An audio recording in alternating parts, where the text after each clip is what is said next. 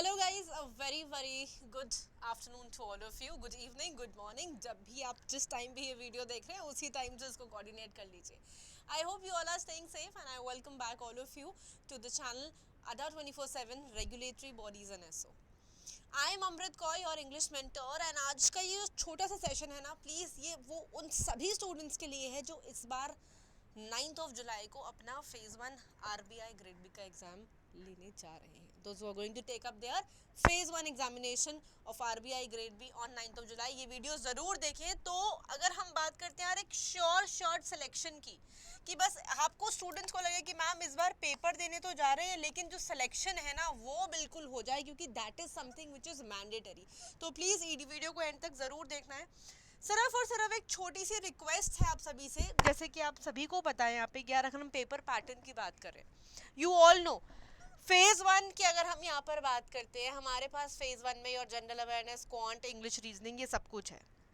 इन सब के चलते जो बहुत इम्पोर्टेंट पार्ट है हमारे पास, कि मैम पेपर तो देने जा रहे हैं, हम तैयारी भी कर रहे हैं, हम प्रैक्टिस भी कर रहे हैं मैम, हम रिवीजन भी कर रहे हैं, लेकिन अगर फिर भी सिलेक्शन ना हो तो उसका क्या एक सॉल्यूशन है.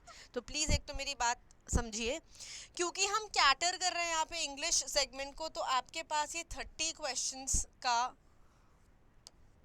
बात यहाँ पर पूरी होती है. 30 क्वेश्चन मात्र आपके पास हैं, लेकिन उस 30 क्वेश्चंस में जब हमारे पास बात आती है कि यार बच्चे लेवल ऑफ क्वेश्चन क्या होगा, पेपर पैटर्न क्या होगा, देखो कुछ सिंपल चीज़ें हैं. आपके पास एक रीडिंग कॉम्प्रिहेंशन होगा, कुछ एरर बेस्ड क्वेश्चंस आपके पास होंगे, कुछ पैरा जंबल के क्वेश्चंस हैं, कुछ फिलर्स आपके पास होंगे. फिलर्स में से it could be single, it could be double, depending on the mood off the examiner, जो उसका मूड होगा यार किसी भी टाइप का क्वेश्चन. लेकिन हाँ, लेवल पेपर का अच्छा होगा. आप एक मीडियम लेवल लेके चले, आप इसको एक बेसिक लेवल लेकर बिल्कुल भी ना समझे प्लीज़. ठीक है. ये सब चीज़ें आपको देखने को मिलेंगी. इसमें आपके पास कुछ ईडियम्स हो सकते हैं, कुछ समवेयर अराउंड अगर आप बात करें, कुछ फ्रेजल रिप्लेसमेंट्स के क्वेश्चंस हो जाएंगे, कोई वर्ड स्वैप के क्वेश्चन आप देख सकते हो, कोई ईडियम्स रिलेटेड क्वेश्चन आप देख सकते हो. मतलब सम और दी अदर वेयर बहुत ही इंटैक्ट रहना है. लेकिन ये 30 नंबर लाने कोई बहुत बड़ा खेल नहीं है, क्योंकि माय डियर जब हम बात करते हैं यहाँ पे, हमने बहुत सारी चीज़ें और भी डिस्कस करी, और जब हम माय डियर बात करते हैं स्पेसिफिकली आपके रीडिंग की, सो आई पर्सनली बिलीव कि जो आपका रीडिंग है ना, अगर आपका रीडिंग पार्ट स्ट्रॉन्ग है, अगर आप रोज़ कुछ समय निकाल रहे हैं अपनी रीडिंग के लिए, और आपका रीडिंग पार्ट बहुत ज़्यादा स्ट्रॉन्ग है, तो आपको शायद कहीं ना कहीं प्रॉब्लम या कुछ दिक्कत होगी ही नहीं. तो एक तो मेक श्योर कीजिए आज से, अभी से, क्योंकि अभी भी बहुत समय है. कल ही है जो 16 जून की अगर हम बात करें, 16 जून आपका लास्ट डे था. तो लास्ट डे जो आपका फॉर्म फिलिंग का डे होता है, तो वो 16 जून ही था. तो अब 9 जुलाई तक यार टाइम तो काफ़ी है. और उस 9 जुलाई के बाद 30 जुलाई की अगर हम बात करते हैं, तब भी आपके पास समय तो है. ठीक है, तब भी आपका समय है ना. तो इस ड्यूरेशन के बीच में आपको टाइम मिलेगा अपनी फेज़ 2 की तैयारी करने का. लेकिन अगर हम 1 की बात करते हैं, तो 1 को इस तरीके से पढ़ो कि शायद फेज़ 2 भी काफ़ी हद तक आपका क्लियर हो जाए. तो जो हम, क्योंकि ऑफ कोर्स आपको पता है ना, यहाँ पे आपका डिस्क्रिप्टिव की बात होगी, पूरा का पूरा डिस्क्रिप्टिव यहाँ पे आपकी बात होगी, जिसके अंदर हमें अगेन आपके पास 100 मार्क्स हैं. 3 क्वेश्चंस होंगे जिसमें ऐसे प्रेसी, रीडिंग कॉम्प्रिहेंशन, ये सब कुछ आपके पास होगा. तो बच्चे इस रीडिंग को अपना इतना स्ट्रांग बना लो कि इसी रीडिंग से आपका एरर, आपका ग्रामर का कॉन्सेप्ट, आपके कुछ स्पेसिफिक ईडियम्स, आपकी वोकैबुलरी, ठीक है, और इतना अच्छा हो जाए कि आप इसी से ही ना अपना डिस्क्रिप्टिव भी लर्न कर लें. बिकॉज अगर रीडिंग रोज कर रहे हो, तो descriptive writing which will help you in your mains और इन योर फेज 2, ये बहुत ज़्यादा एसेंशियल है. क्योंकि मात्र 15 दिनों में तैयारी करना कोई बहुत छोटी बात नहीं है गाइस, तो बस इसको थोड़ा सा ध्यान में रखना है किस तरीके से करना है। मतलब अगर थोड़ा सा भी आपने स्ट्रैटेजाइज कर लिया चीज़ों को कि यार हम प्रैक्टिस रोज कर रहे हैं, तो सम और द अदर वे सबसे इम्पोर्टेंट चीज़ क्या हो गई लाइफ में, प्रैक्टिस। आई ऑलवेज से तो यार प्रैक्टिस करो रोज, और एक थोड़ा सा ना अपना पेशेंस लेवल बढ़ा लो। मतलब यही टाइम है कि आप शायद कुछ मॉक लगा सकते हो, यही टाइम है आप प्रैक्टिस करो, मॉक लगाओ, और फिर उस मॉक का ना एनालिसिस करो, ये सबसे ज़्यादा इम्पॉर्टेंट है। फॉर एग्जाम्पल एक छोटा सा एग्जाम्पल लेती हूँ आपके सामने। एग्जाम में कुछ इस टाइप से क्वेश्चन आएगा, ये एक प्रीवियस ईयर क्वेश्चन सेट में से मैंने आपके लिए उठाया है, तो आप देख सकते हो यहाँ पे। ठीक है, आई थिंक हाँ। चलिए, अब इसमें क्या है ना, इस क्वेश्चन में सिंपली आपको क्या करना है, इस क्वेश्चन के अंदर आपको ग्रामेटिकली एरर निकालना है। ठीक है, एरर फाइंड आउट करना है ये क्वेश्चन, और मैक्सिमम लगा लो यार 10 सेकेंड्स का टाइमर होगा आपके पास, या फिर 20 सेकेंड्स का टाइमर होगा। तो क्या आप सोचो, आप इस क्वेश्चन को पढ़ते पढ़ते आपको पढ़ने में ही शायद 10 सेकेंड 20 सेकेंड निकल जाएंगे, सॉल्व करना अनदर। तो शायद एक एवरेज स्टूडेंट 50 सेकेंड 1 मिनट एक क्वेश्चन पे दे देता है, which is not worth it, which is not worth it. और इतने में यार समय भाग जाता है, क्योंकि टाइम का ही तो सारा खेल है, सारा खेल ही ये टाइम का है। तो प्लीज आप लोगों से एक रिक्वेस्ट है, एग्जाम में जब इस टाइप का क्वेश्चन आपके पास आए, मैंने इसको स्क्रीन को बड़ा करके आपको यहाँ दिखा दिया, तो क्या आ रहा है इसमें, आपको समझ ही आ रहा है कि यार इसमें फॉलोइंग क्वेश्चंस में आपको 5 देखो ऑप्शंस, हर जगह यहाँ पे 5 ऑप्शंस दिए और यहाँ पर एक ब्लैंक दिया है। अब सवाल ये है कि हमें इस ब्लैंक में आंसर लगाना है। फिर से आपके पास शायद यहाँ टाइमर होगा, और चलो आपको मैं टाइमर भी दे देती हूँ, देख लेते हैं कौन स्टूडेंट कितने सेकंड, 30 सेकंड का टाइमर होगा, इससे ज़्यादा नहीं, 20 तो मैं अपने स्टूडेंट्स को क्वेश्चंस में ही दे देती हूँ टाइमर। ठीक है, लीजिए टाइमर प्लीज़। बहुत ज़रूरी है इन सब के वर्ड के मीनिंग्स जानना, this is something which is very very ज़रूरी here, please take your time.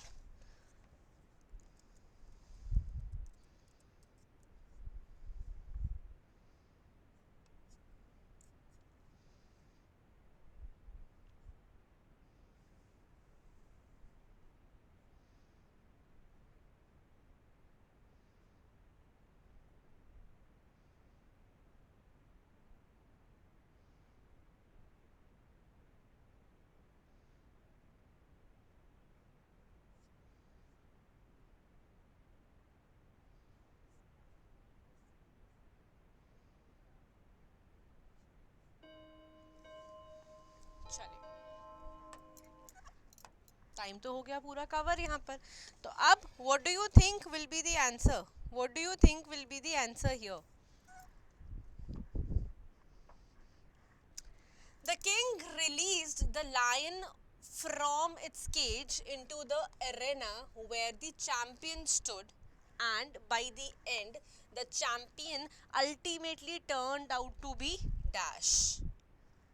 Champion ultimately क्या हो गया, क्वेश्चन पढ़ा था ध्यान से सभी ने, जल्दी पढ़ते हैं। In the following question the statement is given with a blank followed by 5 options, choose the pair. आपको इसमें करना क्या है ना, सिर्फ आपको एक पेयर चूज करना है, वो pair of words that fill in the given blank making the sentence grammatically and contextually correct. दोनों वर्ड्स यूज होंगे उसके अंदर। ठीक है, एक क्वेश्चन हमने रिपीट कर दिया यहाँ पर। सबसे पहले हमें जानना बहुत जरूरी है कि इनका मीनिंग है। फिलैंथ्रोपिक का मतलब होता है somebody who is very very generous। ठीक है, माइजर आप सबको पता है ना, कंजूस, कंजूस को बोलते हैं माइजर। तो somebody who is miser, आप इसको बोल सकते हो यार वो इंसान बहुत ही ज्यादा स्टिंगी है, तो इसका एंटोनिम क्या हो जाएगा, एंटोनिम क्या हो जाएगा यार, जो बंदा पैसा खर्चता हो, जो इंसान पैसा खर्चता हो, तो उसको आप बोलते हैं स्पेंड थ्रिफ्ट, जो पैसा खर्चता है ना, एंटोनिम ऑपोजिट वो ये हो गया। फिर है हमारे पास नोबल, कोई भी इंसान जो बहुत नोबल है, मतलब वो बहुत ही ज़्यादा जेंटल है, बहुत ही ज़्यादा काइंड है, तो वो इंसान क्या है, बहुत ही ज़्यादा जेंटल है। फिर हमारे पास है wicked, somebody who is wicked, how would you say this word wicked। कोई भी इंसान जो विकेड है यार, उसने बहुत ही ज़्यादा ना, मतलब वो एविल है, बहुत ही सिंफुल है, बहुत क्राइम्स करे हैं उसने, तो आप क्या बोल दो कि somebody who is evil, या फिर someone who is sinful। फिर ब्रेव, यार आप बहुत बोल्ड हो, बहुत ब्रेव हो। And then is cowardly, cowardly मतलब अगेन आप बहुत कावर्ड हो। क्या बोलोगे आप? बहुत coward. Don't act like a coward यार, मतलब इतना भी एक्ट मत करो, थोड़ा बोल्ड बनो, बोल्ड बनो यहाँ पर, ठीक है। क्लमजी एंड केयरफुल, जब आप बहुत ही ज़्यादा सावधान हैं, सतर्क हैं, that is called careful. Clumsy का मतलब हो जाता है एक ऑकवर्ड सिचुएशन, एक ऑकवर्ड। तो क्लमजी वर्ड क्या हो गया हमारे पास? द वर्ड इज ऑकवर्ड या फिर कंसर्न्ड और रिलैक्स्ड। तो सिंपल अगर हम इसको समझे, the king released the lion from its cage into the arena where the champion stood and by the end the champion ultimately turned out to be, वो बहुत, जो चैंपियन था वो अल्टीमेटली क्या हो गया? जल्दी से, वो अल्टीमेटली फिलांथ्रोपिक या माइजर कंजूस हो गया? क्या वो एविल बन गया एंड में? नहीं बच्चे, ये भी आंसर नहीं होगा। तो क्या बन गया वो? जल्दी से जल्दी, थोड़ा सा तो आंसर्स लगाएंगे जल्दी जल्दी। वो इंसान एंड में बहुत ही ज्यादा ब्रेव बन गया, बहुत ही ज्यादा brave, turned out to be a brave oblique cowardly. अब कावर्डली का एग्जैक्ट मीनिंग हो गया when you are very very faint hearted. Ill नहीं, इल तो नहीं, फेंट हार्टेड वर्ड आप लोगों ने सुना होगा, इसको मैं और भी यहाँ थोड़ा बेटर वे में लिख देती हूँ, ठीक है। एक आपने वर्ड सुना होगा चिकन हार्टेड, फेंट हार्टेड, ठीक है, नंबर 1। नंबर 2, या फिर एक वर्ड सुना होगा पिजन हार्टेड। अब देखो कितने सारे वर्ड्स आपने लर्न कर लिए, तो मतलब क्वेश्चन का जो लेवल होगा ना एग्जाम में, वो इस तरीके से ही होगा, वो तो कहीं डगमगाने वाला नहीं है, तो उस लेवल को तो आप भूल जाओ। तो इसी तरीके से ये क्वेश्चन हो गए कुछ प्रीवियस ईयर क्वेश्चंस या फिर ऐसे क्वेश्चंस हो गए, ऐसा ही आंसर रहेगा इसके अंदर। तो गाइज ऐसे ही कॉन्टैक्ट्स के लिए आप मुझे ज्वाइन कर सकते हो, ऐसे ही सेशंस के लिए इंग्लिश बाय अमृत कौर, कहाँ पर? टेलीग्राम पर आप मुझे सर्च कर सकते हो, ज्वाइन कर सकते हो चैनल को फॉर रेगुलर अपडेट्स। क्योंकि मैंने आप लोग को बोला यार प्रैक्टिस बहुत इंपॉर्टेंट है, practice is everything, everything is practice and revision is everything. अगर आपके अंदर टॉलरेंस पावर नहीं है, अगर आपके अंदर एंड्योरेंस पावर नहीं है कि यार पेपर लगाना है, एनालिसिस करना है, डाउट्स पूछना है, तो शायद इतना कुछ पढ़ाई का भी फायदा तब नहीं होगा। लेकिन एक बात मेरी याद रखना, जो रेगुलरिटी है ना वो आपकी सिलेक्शन के बिल्कुल साथ होती है। तो जो रेगुलरिटी है, this is one step closer to selection. तो आपको एक तो सेशंस में रेगुलर रहना है। 7 बजे हर दिन मैं एक एडिटोरियल का सेशन ले रही हूँ जिसका नाम है द हिंदू एडिटोरियल। तो यार जब बात आती है ना रीडिंग की, जब बात आती है रिविजन की, कॉम्प्रिहेंशन की, एस्से की, एरर्स, डाउट्स, कुछ ग्रामेटिकल कॉन्सेप्ट, वो सब कुछ एक ही वीडियो में बस आपको मिल जाएगा। ये कुछ टेस्ट सीरीज है और इनका प्राइस बहुत ज़्यादा नहीं है, तो ये टेस्ट सीरीज और स्टडी मटेरियल, एक बुक किट, तीनों चीज़ें आपके पास हैं। ये सभी चीज़ें आपको मिल सकती हैं इस कोड के साथ। कोड याद रखना है Y536, I repeat Y536, S लगा देंगे। कहाँ पर मिल जाएगा? ये सब कुछ आपको हमारी अड्डा की एप्लीकेशन पे मिल जाएगा, जितने भी हैं। अब ये क्या आ रहा है, इसके पास 200 टेस्ट है, यार लगा डालो ना 100 टेस्ट, 200 टेस्ट, कौन रोक रहा है? 9 जुलाई को पेपर है, सारे सब्जेक्ट्स को अपना इम्प्रूव कर लो इस टेस्ट सीरीज के साथ, और प्रैक्टिस करो, एनालिसिस करो उसका, जो कि बहुत बहुत इंपॉर्टेंट है। तो मैंने जो सेशन बोला वो 7 बजे मेरा सेशन होता है रेगुलर चैनल के ऊपर। कैसा होगा वो सेशन मैं आपको अभी दिखा भी देती हूँ यहाँ पर, जस्ट हैव अ लुक। कुछ इस टाइप से ये सेशन आपके सामने आएगा, जिसके लिए आई मस्ट टेल यू, मेरे वो सभी स्टूडेंट्स, बच्चे जो तैयारी कर रहे हैं RBI, SEBI, NABARD, IFSCA, IRDA with the PDFs आपको टेलीग्राम चैनल पर हर दिन मिल जाती हैं, which is the official Telegram channel by the name English by Amrit Kaur. 7 बजे हर दिन। अगर किसी स्टूडेंट ने मेरा ये कल का सेशन नहीं देखा तो वो कल का सेशन भी देख सकते हैं, which was there on Friday, ठीक है। तो चलिए सेशन को अंत करते हैं। Make sure you have subscribe to our channel Adda 24/7 regulatory bodies and SO. I am your mentor Amrit Kaur. मिलते हैं जल्द ही सेशन में, और मैं आप लोगों के लिए एक प्रैक्टिस सेट की सीरीज लेकर के आ रही हूँ, या फिर आप कह लीजिए कुछ इस टाइप से आई हैव प्लान कि एक यूट्यूब बैच लेकर आऊँ, ठीक है ना। एक यूट्यूब में पूरी सीरीज लेकर आऊँगी मैं आप लोगों के लिए फेज़ 1 के लिए, ताकि यार मैक्सिमम चीज़ें, कॉन्सेप्ट्स, डाउट्स और प्रैक्टिस हम ज़्यादा से ज़्यादा कर लें। डोंट वरी, कमेंट सेक्शन में ज़रूर बताना, और मिलते हैं इस यूट्यूब सीरीज़ में, जो कि बहुत एक बड़ा कुछ खास करेंगे इसके अंदर हम आपके लिए। Thank you guys.